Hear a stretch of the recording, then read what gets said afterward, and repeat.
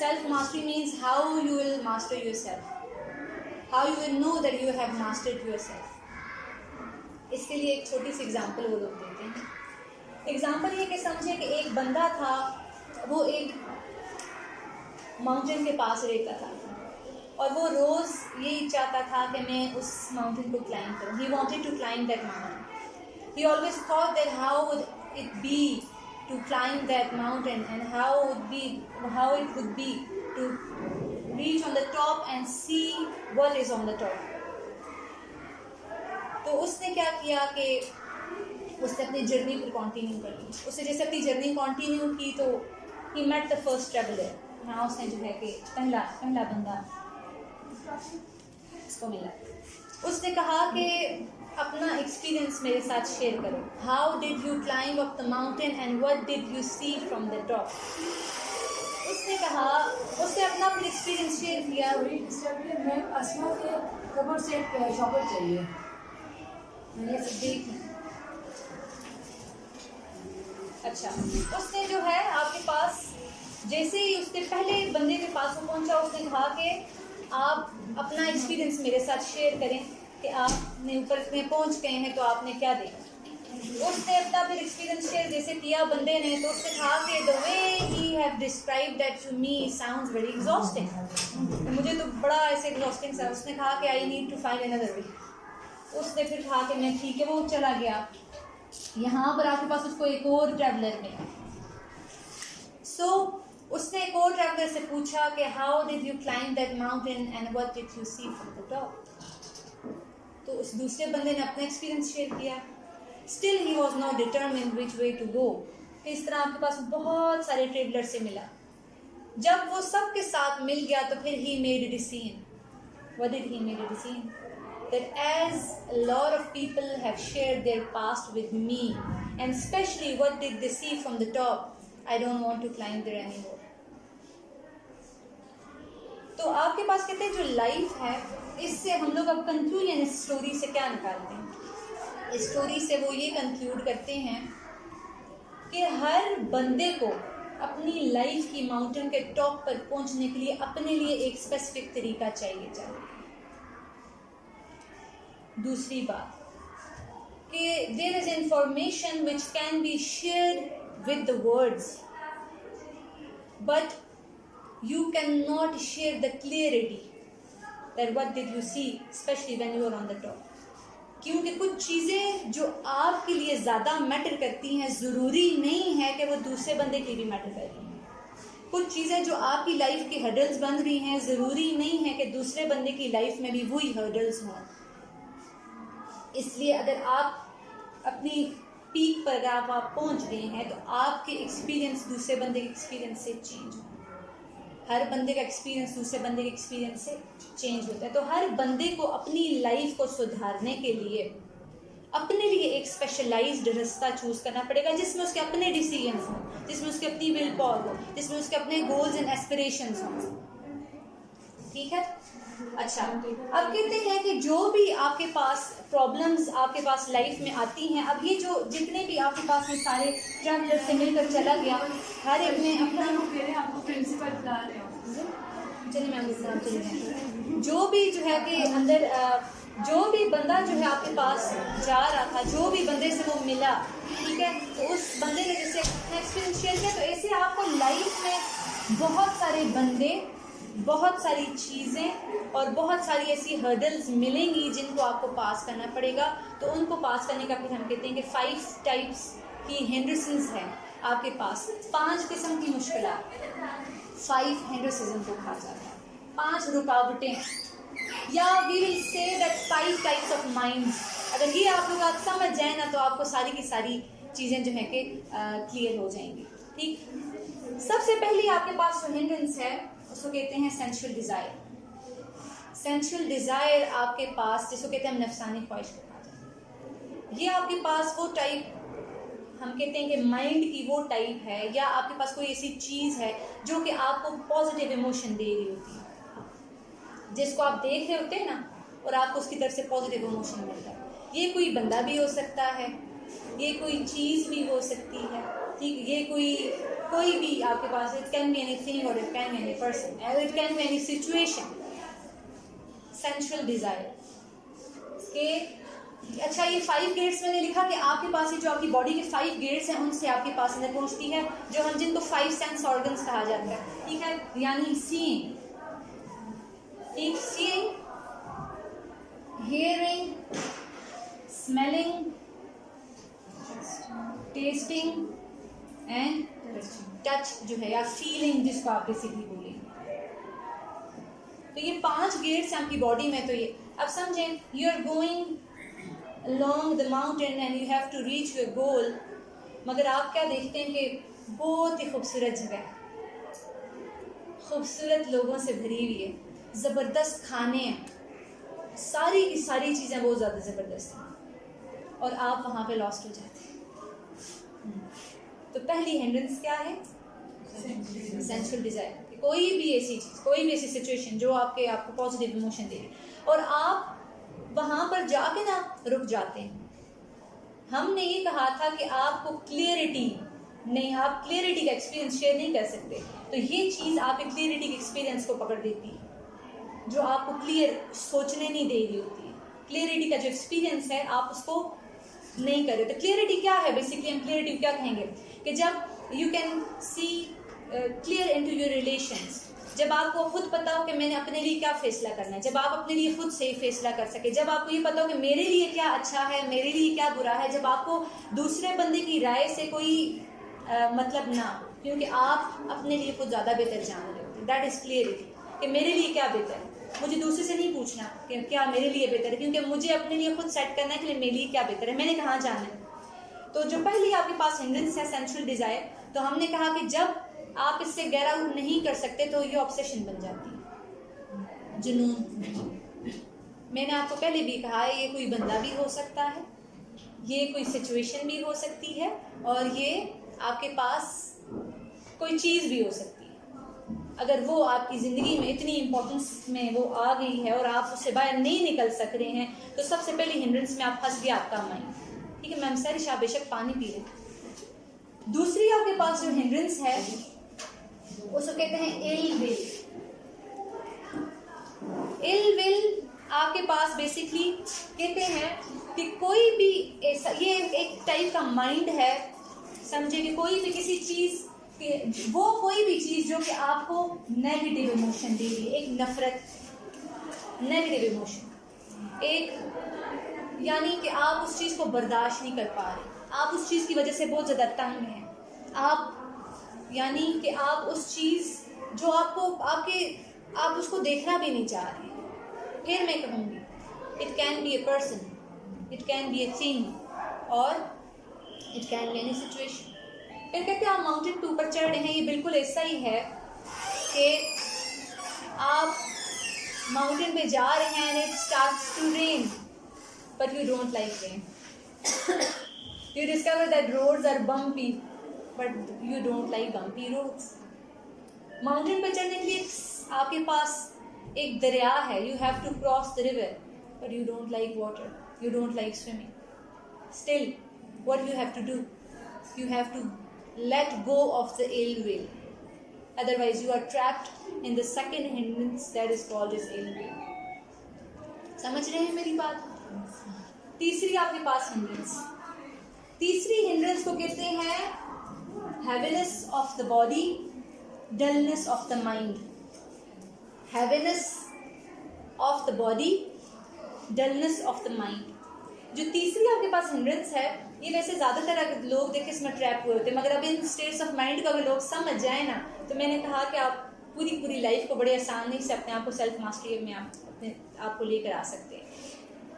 Heaviness of the body में आपके पास क्या है और डलनेस ऑफ द माइंड क्या है कि जब यू आर फीलिंग स्लीपीनेस, ठीक है, आप जो है कि स्लीपीनेस है और आपके पास नॉन मोटिवेशन, कोई मोटिवेशन नहीं है काम करने के लिए, और आपके पास रेस्टलेस नहीं है, अभी आप उठ ही नहीं रहे, आप काम कर ही नहीं रहे, आपको कोई काम करने का दिल ही नहीं है, आपके पास कोई मोटिवेशन ही नहीं है, आपके पास कोई ऐसी चीज़ है ही नहीं कि जिसकी तरफ आप ऊपर जा सकें, जिसके लिए आप ऊपर जा सकें।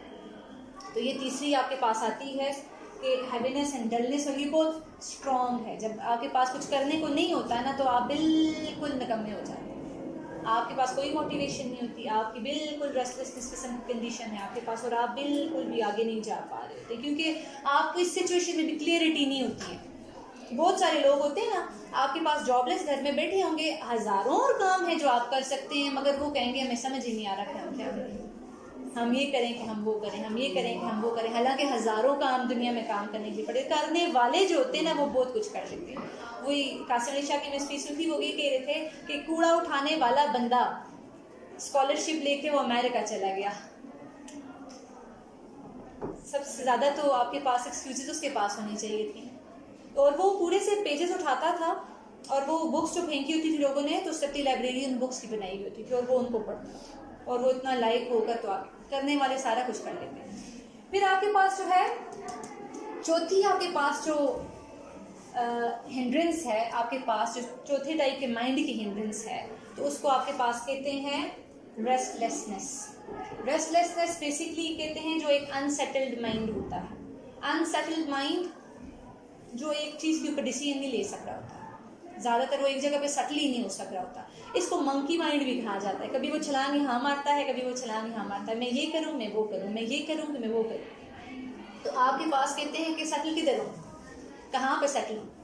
या तो ये माइंड फ्यूचर में सेटल हुआ होता है, या तो फ्यूचर के बारे में सोच रहा होता है, या तो ये माइंड कोई पास्ट का इवेंट लेकर तो उसके ऊपर जजिंग कर रहा होता है और अपने आप को ब्लेम कर रहा होता है। तो so settle where, settle in the present moment, settle in the present moment, make this moment memorable। आप ना फ्यूचर को देख सकते ना पास्ट को चेंज कर सकते, but what you can do, you can change the present, so settle in the present moment। दूसरी बात ये इसमें मैं यहाँ पर वो कहती होती हूँ कि हमारा जो रिलेशनशिप है ना अल्लाह पाक के साथ, वो बहुत मैटर करता है। आपको मैं आज एक छोटा सा काम देती हूँ, आज आप सिर्फ जाके अल्लाह पाक के नाम देखें, उनके मतलब देखें, अल्लाह पाक के नाम के मतलब को लेकर फिर दुआ मांगें, फिर आपको समझ आएगी दुआ कैसे मांगी जाए। आपको जो चीज़ चाहिए होती है ना उसके लिए अल्लाह पाक एक स्पेसिफिक नाम है, उसके साथ रिलेटेड है। आप ये चीज़ देखें कि आज आप 99 नेम्स को देखें, आज उनके नेम के मतलब पढ़ें, और फिर आप देखें आपको क्या चीज़ चाहिए ना, आपको वो वहाँ से आप इसे उठा दो, आप वो नाम लेके आप दुआ। साथ कहते हैं कि अल्लाह पाक ये भी कहते हैं सारे वो काम अगर हम लोग करने लग जाएं जो अल्लाह ने हमें कहा हुआ है करने के, तो हमारी लाइफ में कोई भी मसला नहीं रहेगा। हर उस काम से आप बचने लग जाएं जो अल्लाह पाक ने बचाने का कहा हुआ है, तो आपको लाइफ में कोई मसला नहीं रहेगा। तो और अल्लाह पाक को याद रखें। तो अल्लाह पाक ही कहते हैं कुरान मजीद में भी, वो यही कहते हैं कि उन लोगों की तरह ना हो जाना जिनने मुझे भूल गए तो मैंने उनको उनका अपना आप भुला दिया। ये आपके पास सेल्फ मास्टरी की यहाँ ही बात करें कि जब आप अपने आप को ही नहीं पहचान रहे होते कि आप कौन हैं, तो फिर सबसे ज़्यादा बुरी यही चीज़ है कि आप बहुत ज़्यादा गहरी खाई में डूब चुके हैं जब आपको अपना ही नहीं पता होता। आप दूसरे को जज करो, आप दूसरे को जज करो, मगर आपको अपना कुछ पता ही नहीं। तो मैं क्यों सेल्फ डिस्कवरी पे बार बार बात करूँ कि हमें पहले अपने आप को डिस्कवर करना चाहिए, तब हम एबल होंगे कि दूसरे के साथ बात कर सकें। 4 हिंड्रेंसेस। 5वीं हिंड्रेंस आपके पास माउंटेन में क्या हमने कहा आएगी, उसे कहते हैं स्पेक्टिकल डाउट, एक किस्म का शक जो होता है। स्पेक्टिकल डाउट आपके पास वो होता है कि जब आप कोई डिसीजन को क्लियरली यानी नहीं ले सकते हो तो आप उसके ऊपर शक होता है, आपको डाउट होता है मैं नहीं कर सकती, पता नहीं मैं कर सकती हूँ नहीं कर सकती, what if this what if that, ज़हन में अगर ये करूँगी तो क्या हो जाएगा, ये करूँगी तो क्या हो जाएगा। तो ये 5वीं हिंड्रेंस है जो कि आपकी लाइफ में आती है, जिसकी वजह से आप माउंटेन के ऊपर क्लाइंब नहीं कर सकते। तो ये 5 हिंड्रेंस है। अब जैसे हम लोग को 5 हिंड्रेंसेस पता लग गई, अब क्या करना चाहिए, सोल्यूशन भी तो होना चाहिए। सोल्यूशन क्या है, सोल्यूशन पॉजिटिव थिंकिंग होता कि अपने जो भी आपका एम ऑफ लाइफ है जो भी है उसे हम तक पहुंचे। लेकिन पॉजिटिव थिंकिंग को बोल तो सकते हैं कि पॉजिटिव थिंकिंग हो, लेकिन हम उसको अपने अप्लाई नहीं कर सकते। पॉजिटिव थिंकिंग, अगला जो मैं सेशन दूंगी वो पॉजिटिव थिंकिंग स्ट्रेटजीज पर, वो पूरी किताब है। उसके ऊपर इंशाल्लाह ताला फिर आप लोगों को बताइएगा कैसे सोचा जाता है पॉजिटिव, ठीक है इंशाल्लाह ताला। तो यहाँ पर जो ये लोग बड़े मज़े का देते हैं ना, कहते हैं कि when you feel this all type of emotions, late it rain, late it rain. Rain आपके पास बेसिकली 4 वर्ड्स पे मुश्तमिल एक थेरेपी है किस्म की अपनी, जो आप अपने लिए जो है कर सकते हैं। सबसे पहला let it rain, R recognise, recognise. मैं यहाँ लिखती नहीं हूँ, आप लोग अपने पास बेशक लिखिए। सबसे पहले ये रिकग्नाइज करें कि in which state of these 5 हिंसेस योर माइंड इज, पता लग जाएगा। सेकंड मतलब कि कुछ लोग ऐसे हैं ना जो सब में होते हैं, मतलब कि ये सब अगर आप लोगों को पता लग जाता है पहले रिकग्नाइज करें। अच्छा, दूसरी बात ए, accept and acknowledge that person or situation or a thing and don't try to change them. Accept them as they are. You cannot change them. You cannot change them. You can change only yourself. दूसरी आपके पास क्या है? Acceptance. तीसरी जो आपके पास है तीसरी जो आई है आपके पास, दैट इज इन्वेस्टिगेट। जो लास्ट हमने बात की थी कि where is this thought coming from, what I have to do, ask questions. आप अपने से पूछें why I am feeling like this, why I am feeling like that. Investigate your thoughts and emotions and then take action. हम लोगों ने जब पिछले session में बात की थी उसमें हम लोगों ने जो थिंकिंग वाली बात हम लोग कर रहे थे, तो उसमें हम लोगों ने कहा था कि अपनी थिंकिंग को हटाने के लिए आप क्या क्या कर सकते हैं, ठीक है। और लास्ट जो है आपके पास कहते हैं कि नॉन आइडेंटिफाई। ये नॉन आइडेंटिफाई बेसिकली वो एक छोटी सी ट्रेनिंग दिया करते हैं कि आप अपने आप को समझाते हैं, I am not my body, I am not my mind, I am not my emotion. आप इन तीनों का कम्बिनेशन, आप एक चीज़ आप अपने ऊपर हावी नहीं करें। जब आप अपनी बॉडी को, अपने आप को जब ये समझाने लग जाएंगे, मैंने आपको यही कहा था कि आप दिमाग को खुद सोचना देते हैं, वो खुद नहीं सोच सकता। आप जिससे रिसीव करते हैं आप वो देखते हैं। आप if you want to think positive और if you want to feel positive, it's up to you. अगर किसी बंदे ने बुरी बात कही है, it was up to you to feel negative. उस बंदे ने, अच्छा दूसरी बात है कि अगर कोई बंदा आपको कह रहा है देन हु, आपने पूरे के पूरे दिन, समझे मैं आपको कह दूँ, पूरे का पूरा दिन आपने उस वजह से मूड ऑफ किया। Now tell me that who is controlling you? Someone else. You are not controlling yourself. So this is the thing, that controlling yourself is up to you. उसने बच्चों को बता रही थी कि एक बंदा था तो उससे दूसरे बंदे को चपेट दे दी, तो वो पुलिस उसको पकड़ के लेकर चली गई। तो वो बंदे ने जो है कि उसको कहा कि पुलिस से पूछा कि तुमने से क्यों मारा? उसने कहा सर अल्लाह की कसम ये हाथ है, खुद ही उठ गया, मेरा खुद ही सर उठ गया था, आप यकीन करें सर अल्लाह की कसम ये खुद उठाए, मैंने इसको नहीं कहा। पुलिस उसकी बात माने? भाई आप कितने तक था ना, आप हाथ उठा। तो same as it is up to you if you want to feel happy, if you want to feel sad, ठीक है, if you want to feel anxious, जो भी फीलिंग आप इमोशन के अंदर ला रहे हैं वो आपके अपने तक, जो भी सिचुएशन आपकी आ रही है वो आपके अपने तक। अगर आप खुश होना चाहते हैं आप खुश हो सकते हैं, अगर आप खफा होना चाहते हैं आप खफा हो सकते हैं। तो ये 5 हिंड्रेंसेस हैं आपके माइंड की, और ये बहुत सिंप्लीफाई की भी इन लाइफ। और ये बात मुझे बहुत अच्छी लगी थी, मैंने कहा था आज इस पे सेशन, सेल्फ मास्टरी। अगर आप ये चीज़ समझ गए then you know how to master yourself. Now go and master yourself.